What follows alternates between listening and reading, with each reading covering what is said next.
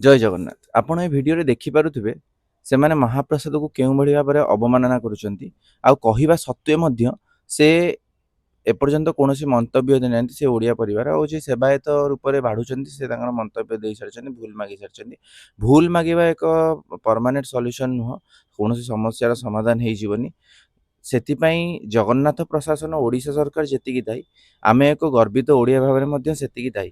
ଜଗନ୍ନାଥ ସଂସ୍କୃତି ପ୍ରତି ଆମର କୌଣସି ପ୍ରକାର ଆମେ ଜ୍ଞାନ ରଖୁନାହିଁ। ମହାପ୍ରସାଦର ମାହାତ୍ମ୍ୟ, ଜଗନ୍ନାଥ ଧାମର ମାହାତ୍ମ୍ୟ, ପୁରୁଷୋତ୍ତମ କ୍ଷେତ୍ରର ମାହାତ୍ମ୍ୟ, ଏହିସବୁ ଜିନିଷ ପ୍ରତି ଆମେ କୌଣସି ପ୍ରକାର ଆମ ଜ୍ଞାନ ନାହିଁ।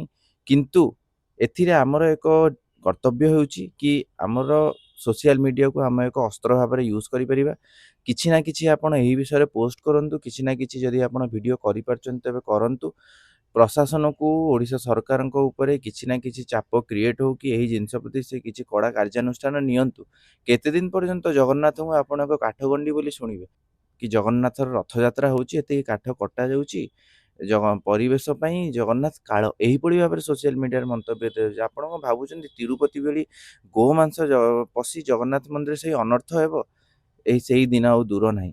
ଦୟାକରି ସ୍ୱର ଉତ୍ତୋଳନ କରନ୍ତୁ, କିଛି ନା କିଛି ପୋଷ୍ଟ କରନ୍ତୁ। ଆପଣଙ୍କ ପୋଷ୍ଟ ଦ୍ୱାରା ହିଁ କିଛି ନା କିଛି ଇଫେକ୍ଟ ପଡ଼ିବ। ଜୟ ଜଗନ୍ନାଥ।